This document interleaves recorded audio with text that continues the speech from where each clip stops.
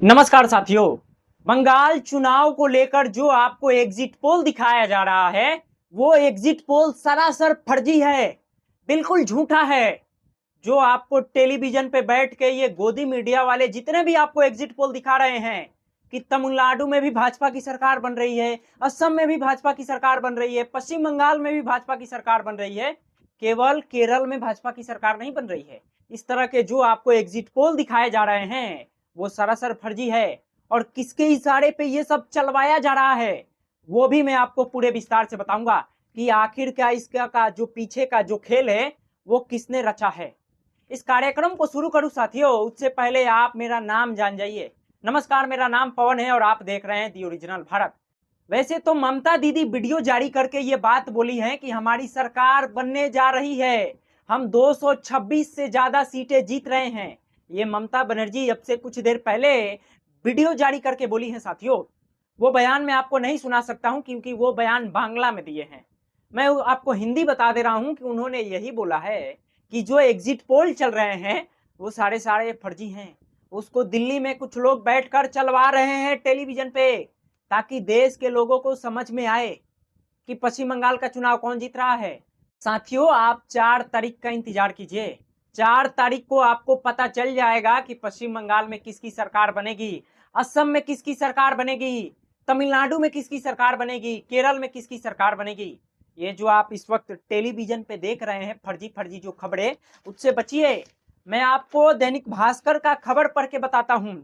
दैनिक भास्कर में यह खबर छपा है कि कई ऐसे एजेंसी हैं जिन्होंने दावा किया है एग्जिट पोल को लेकर। सुनिए, एक है प्रजा पोल, उसने ये दावा किया है कि भाजपा को 178 से लेके 208 सीटें आएगी।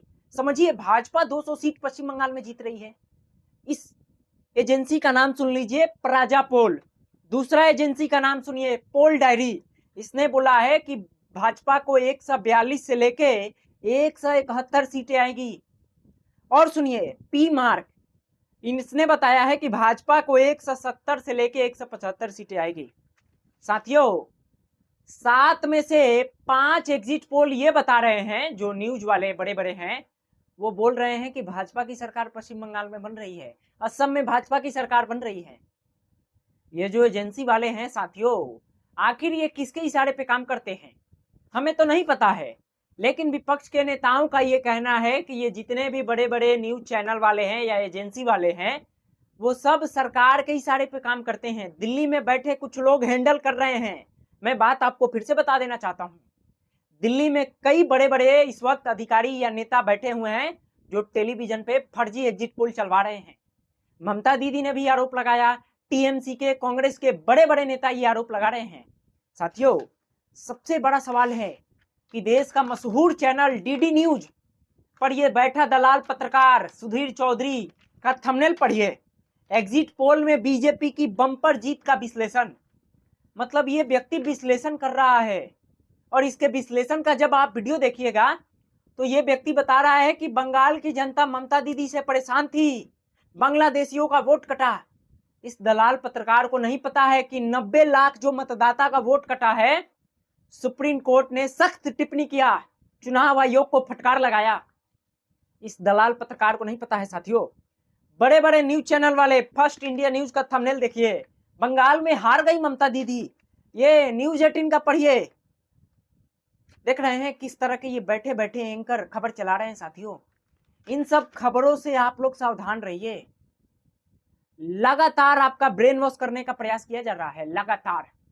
खबर आप ही देख लीजिए, थंबनेल आप ही देख लीजिए। लेकिन 4 तारीख को आपको पता चल जाएगा साथियों कि पश्चिम बंगाल में किसकी सरकार बनेगी। ये जो बड़े बड़े दावे इस वक्त न्यूज चैनल वाले कर रहे हैं कि ममता दीदी हार गई, बुरी तरीके से हार गई, ये सरासर खबर झूठ है साथियों।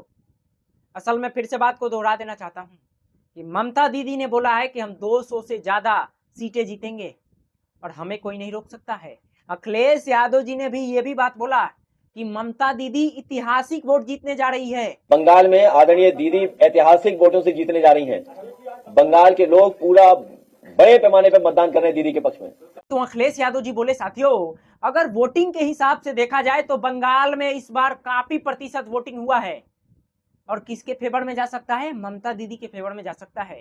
आप उदाहरण ले लीजिए बिहार का, बिहार में भी जमकर वोटिंग हुआ, फेवर एनडीए के पक्ष में आया।